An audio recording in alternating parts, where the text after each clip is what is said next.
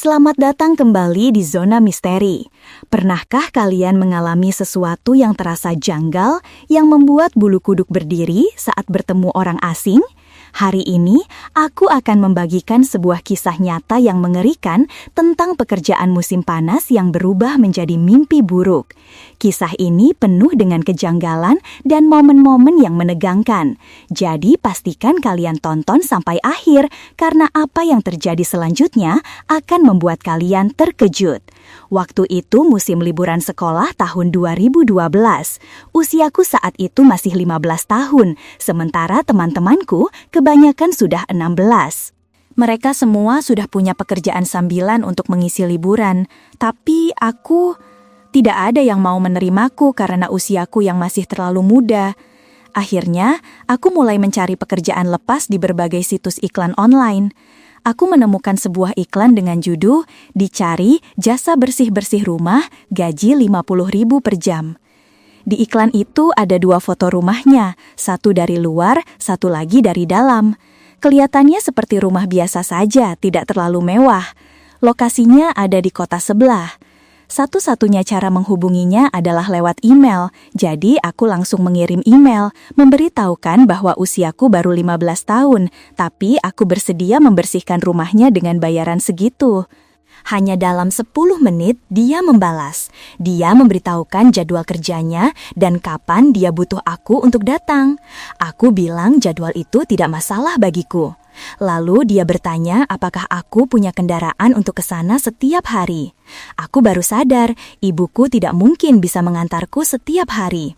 Anehnya, pria itu justru menawarkan untuk mengantar jemputku setiap hari. Katanya kantornya dekat, jadi tidak masalah baginya untuk pulang sebentar dan mengantarku. Tanpa pikir panjang dan bahkan tanpa bertanya pada ibuku, aku langsung setuju. Pria itu kemudian meminta alamatku. Aku berikan saja, dan dia bilang akan menjemputku hari Senin jam 8.30 pagi. Tibalah hari Senin, aku menemuinya di luar. Dia mengendarai sebuah sedan hitam yang kelihatannya sudah cukup tua. Dia sendiri berjenggot hitam dan memakai topi. Pakaiannya tidak terlihat seperti orang yang mau berangkat kerja, tapi aku tidak terlalu memikirkannya. Dia memperkenalkan diri sebagai Pak Heri. Dia lalu mengantarku ke rumahnya, memberiku kunci, dan hanya bilang, "Tolong rapikan saja semuanya ya." Setelah itu dia pergi dengan terburu-buru. Aku merasa sangat aneh. Kenapa dia begitu percaya padaku, seorang anak 15 tahun yang baru pertama kali ditemuinya, untuk berada di rumahnya sendirian? Rumahnya ternyata tidak terlalu berantakan. Aku hanya melipat beberapa baju, mencuci piring, dan membersihkan karpet dengan penyedot debu tangan. Tapi ada satu masalah besar. Di dalam rumah terasa sangat panas, bahkan lebih panas dari di luar.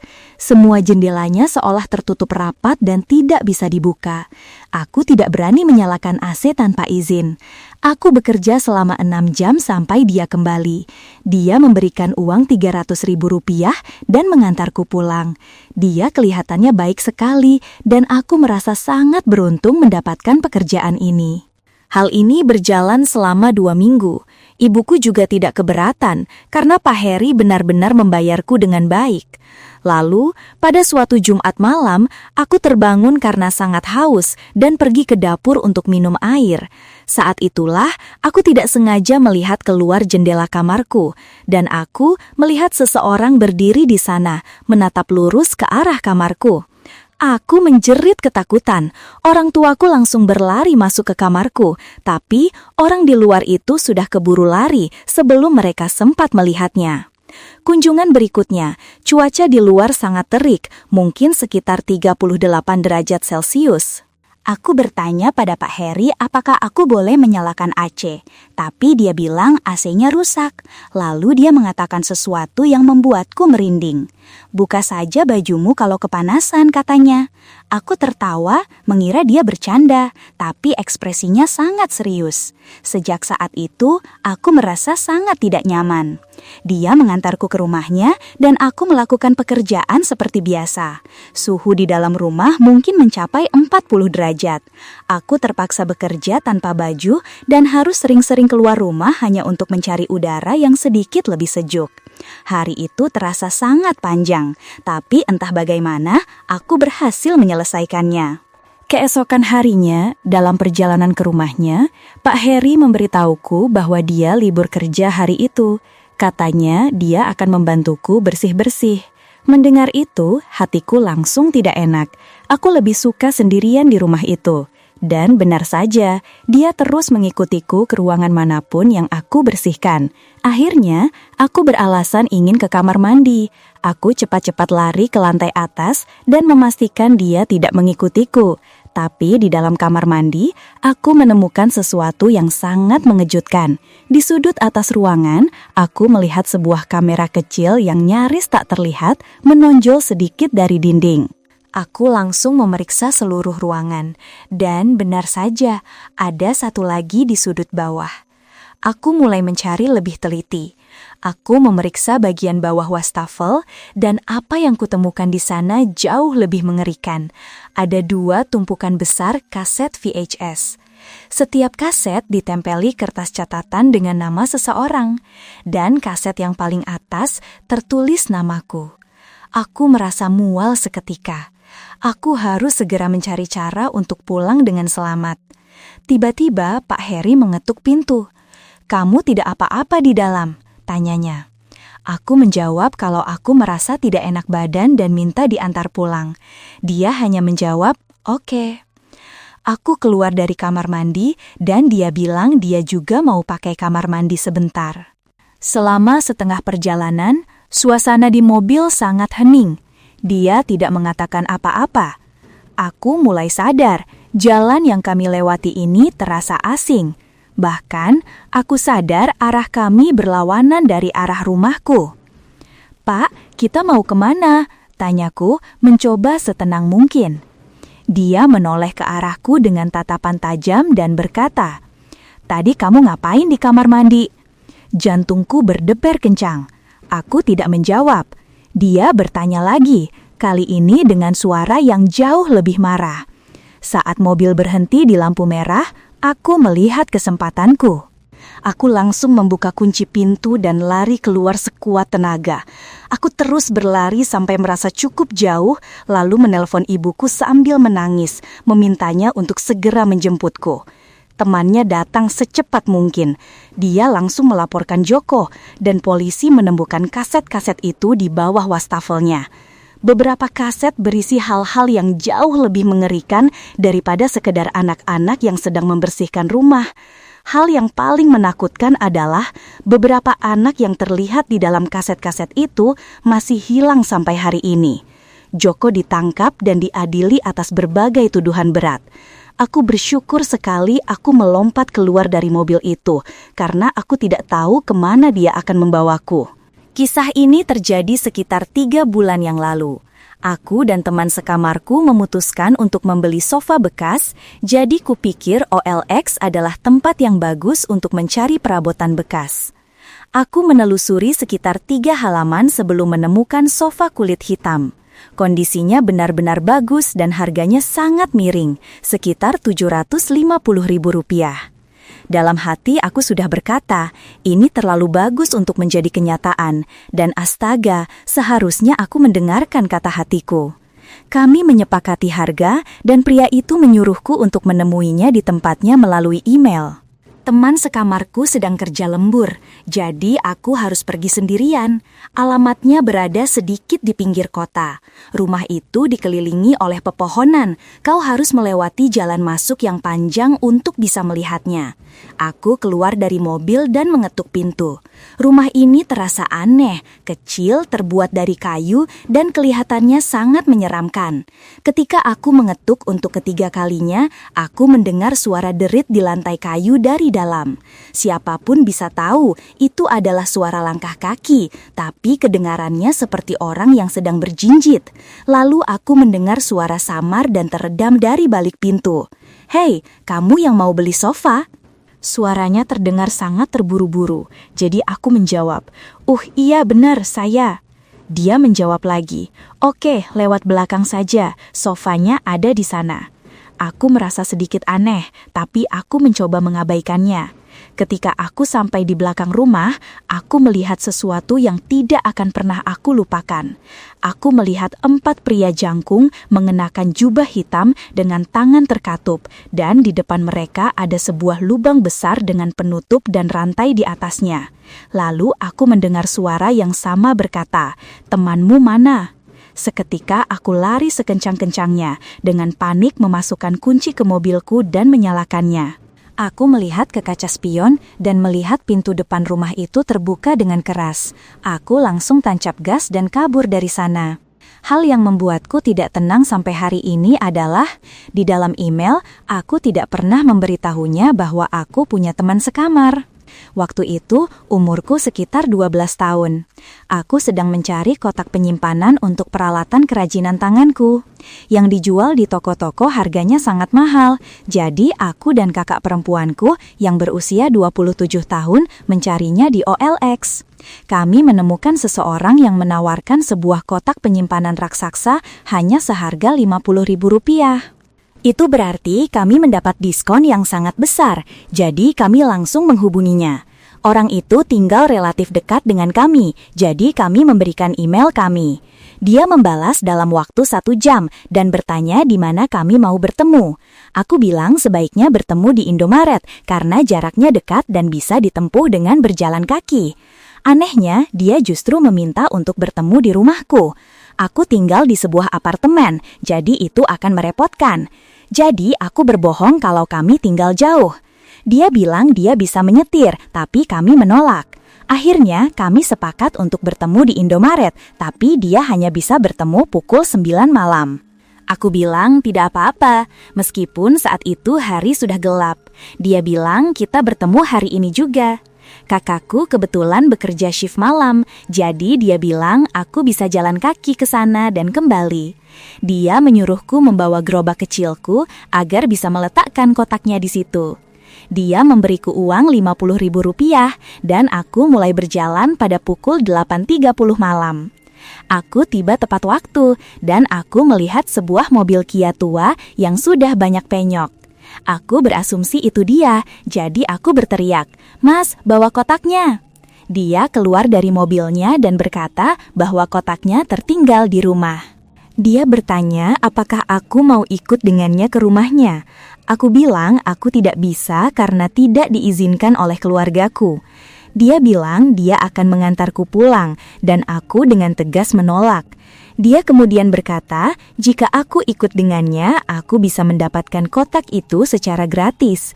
Aku mulai merasa sangat tidak nyaman. Dia berkata, "Hei, alamatmu di Jalan Kencana nomor 234 kan?" Jantungku rasanya mau copot. Aku sangat ketakutan dan berlari sekuat tenaga sepanjang jalan pulang. Aku sampai di rumah dan langsung berlari ke lantai atas seperti dikejar setan.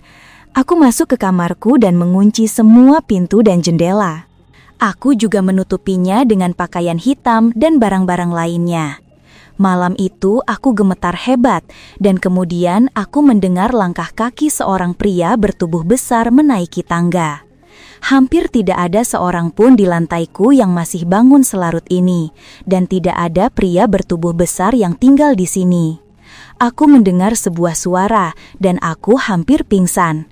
"Hei, kamu masih mau kotaknya? Ada di bawah, di mobilku. Ayo bantu aku mengambilnya." Aku hampir muntah dan pingsan. Aku mengintip dari lubang intip di pintu dan melihat punggung pria itu menghadap pintuku. Aku melihatnya berbalik dan aku segera menutupi lubang intip dengan kaus hitam yang tergeletak di dekatku. Gagang pintu mulai bergerak-gerak. Aku bersembunyi di bawah lemari wastafel dan berdiam diri sepelan mungkin. Dia mulai mencoba mendobrak pintu dengan tendangannya dan akhirnya dia berhasil. Aku merasa sudah siap untuk mati. Aku meraih sapu tua yang ada di dalam lemari. Suara dobrakan pintu yang begitu keras membangunkan para tetanggaku. Mereka langsung berlari masuk ke rumahku sambil membawa sebuah pemukul bisbol. Salah satu tetanggaku tanpa ragu langsung menghantam wajah pria itu dengan pemukulnya, dan pria itu pun langsung jatuh tersungkur ke lantai. Aku yang masih memegang sapu memberanikan iri untuk ikut memberikan pukulan lemah padanya sebelum dia bangkit berdiri dan mencoba menangkapku. Dengan panik, aku melompat menuruni tangga dan berlari sekencang mungkin di sepanjang jalan menuju tempat kerja kakakku. Rasanya seperti sedang lari dari kematian. Dan sejujurnya, aku benar-benar berpikir aku akan mati saat itu. Aku berlari ke pos perawat dan langsung histeris. Aku menangis sejadi-jadinya dan nyaris muntah. Para perawat di sana menatapku seolah-olah aku baru saja mengalami sesuatu yang sangat mengerikan. Dengan nafas yang tersengal-sengal, aku memberitahu mereka bahwa ada seorang pria yang mengikutiku dan akan membunuhku. Mereka segera memanggil kakakku dan menelepon polisi. Belakangan terungkap bahwa pria itu adalah seorang penjahat berbahaya yang sudah lama dicari polisi karena kasus-kasus kekerasan seksual. Setelah kejadian itu, aku dan kakakku memutuskan untuk pindah rumah. Dan tidak lama kemudian, dia pun pergi untuk kuliah di luar kota. Jadi, pelajaran penting yang bisa kita ambil ketika kalian memutuskan untuk menggunakan situs jual beli online, pastikan kalian bertransaksi secara lokal di tempat yang ramai dan ingat, jika ada sesuatu yang tampaknya terlalu bagus untuk menjadi kenyataan, biasanya memang begitu. Saat itu usiaku 20 tahun, aku masih mengendarai mobil tua warisan kakekku, dan sejujurnya aku benci sekali mobil itu. Aku ingin mengendarai sesuatu yang lebih keren dan lebih sesuai dengan usiaku. Kebetulan, penghasilanku saat itu lumayan dan aku berencana membeli sebuah mobil Mustang. Jadi, aku mulai mencari-cari di situs jual beli online dan hanya dalam waktu seminggu, aku menemukan sesuatu yang sepertinya tidak bisa dipercaya.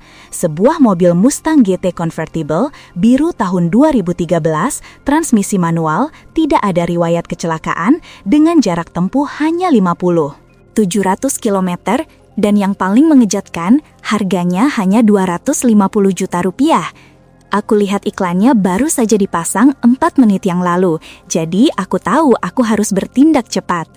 Aku langsung menelpon nomor yang tertera, tapi panggilanku hanya masuk ke pesan suara. Aku coba menelpon lagi, dan kali ini di dering keempat, seorang pria mengangkat telepon. Aku bilang aku tertarik dengan mobilnya, dan dia mulai tertawa dan bercanda tentang bagaimana dia baru saja memasang iklan itu beberapa menit yang lalu. Sejujurnya, dia terdengar sangat normal dan ramah, bahkan mungkin terlalu ramah. Dia memberiku alamatnya, dan aku bilang aku akan datang jam 6 sore untuk melihat mobilnya. Setelah menutup telepon dan merasa bahwa pria ini terdengar normal, aku jadi sangat bersemangat membayangkan bahwa aku baru saja menemukan penawaran yang luar biasa bagus. Aku langsung mencari lokasinya di GPS. Perjalanannya cukup jauh, sekitar 1 jam. Rutenya membawaku jauh dari daerah pinggiran kota yang biasa aku lewati. Ketika GPS menunjukkan sisa waktu 2 menit lagi, aku mulai merasa bingung. Daerah tempatku berada sangat terpencil, seperti di pedesaan, dan terlihat kumuh. Akhirnya, aku tiba di lokasi yang ditunjukkan oleh GPS. Itu adalah sebuah rumah tua yang reyot dan sangat tidak terawat. Aku sadar, tidak ada mobil Mustang dimanapun yang terlihat. Aku merasa sangat tidak nyaman bahkan untuk sekedar keluar dari mobil. Aku hanya duduk di sana sambil menatap rumah itu selama sekitar 5 menit, mencoba memutuskan apakah aku harus turun dan mengetuk pintu atau tidak. Perjalanan 1 jam memang bukan waktu yang singkat, tapi ketika ada sesuatu yang terasa sangat janggal seperti ini, kalian pasti akan mengerti perasaanku. Tiba-tiba aku melihat tirai dari jendela bergerak dan kemudian pintu depan terbuka. Seorang pria mungkin berusia 50-an keluar. Dia melambai dan tersenyum padaku. Dia benar-benar terlihat normal. Akhirnya aku mematikan mobil dan keluar untuk menemuinya. Aku bertanya di mana mobilnya dan dia bilang ada di garasi. Dia menyuruhku untuk mengikutinya masuk ke dalam. Aku tidak tahu mengapa dia membawaku masuk ke dalam rumahnya, bukannya langsung ke garasi, tapi aku tetap mengikutinya. Dia memastikan untuk menutup pintu di belakangku, padahal aku akan melakukannya sendiri. Saat itulah aku bisa melihat isi rumahnya dengan lebih jelas, dan harus kuakui, baunya sangat menjijikan dan hampir tidak ada perabotan sama sekali. Dia membawaku menuruni beberapa anak tangga menuju sebuah pintu. Aku mendengar suara-suara aneh dari balik pintu itu. Pria itu dengan santai menjelaskan bahwa itu adalah temannya yang sedang mengerjakan sesuatu di mobil. Rasanya aneh. Aku juga mulai mendengar suara langkah kaki berderit dari lantai atas. Dia menengadah dan berkata, "Oh, itu mungkin istriku." Aku merasa aneh karena dia merasa perlu menjelaskan semua suara itu. Padahal aku tidak akan menganggapnya aneh jika dia diam saja. Dia akhirnya membuka pintu dan aku bisa melihat sekilas garasinya. Garasi itu benar-benar kosong. Aku menatap pria itu, dan saat dia balas menatapku dengan tatapan yang berbeda, aku tahu sudah waktunya untuk pergi. Aku tidak mengatakan apa-apa. Aku hanya berbalik dan berlari menuju pintu depan, tapi seseorang sudah berdiri di sana menghalangi jalanku. Aku panik dan menawarkan untuk memberi mereka semua uang di dompetku agar aku bisa pergi. Tapi tiba-tiba pria pertama tadi masuk ke ruangan sambil membawa sebuah benda logam tajam di tangannya. Aku tidak tahu apa namanya, tapi aku langsung lari dari ruangan itu ke arah yang berlawanan dari pintu depan. Dan untungnya aku menemukan pintu belakang. Aku lari ke halaman belakang dan memutari rumah menuju mobilku. Aku berhasil masuk dan menyalakan mesin. Aku menatap rumah itu sekali lagi. Tidak ada yang mengikutiku. Aku melihat pintu depan terbuka lagi dan kedua pria dari dalam rumah berdiri di balik pintu kasa dan hanya menatapku dengan tatapan tajam. Aku melotot ke arah mereka sebelum tancap gas pergi dari sana. Di tengah perjalanan pulang, aku menelpon polisi. Aku menunggu di dekat area itu sampai aku melihat mobil polisi tiba di rumah tersebut. Kedua pria itu, atau berapapun orang yang ada di dalam rumah itu, telah menghilang. Polisi mengatakan bahwa tidak ada yang tinggal di rumah itu selama bertahun-tahun.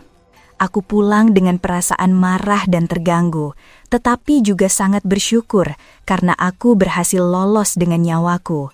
Malam itu, mimpi burukku menjadi nyata. Sekitar jam 2 dini hari, ponselku berdering. Nomor tak dikenal.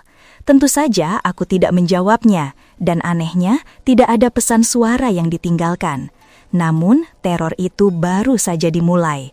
Hanya 10 detik kemudian, sebuah pesan singkat masuk dari nomor yang sama. Isinya membuat darahku seakan membeku. "Lihat keluar jendelamu." Jantungku berdebar tak karuan. Gorden kamarku tertutup rapat, dan aku terlalu takut untuk membayangkan apa atau siapa yang mengintai di baliknya. Firasatku benar-benar buruk.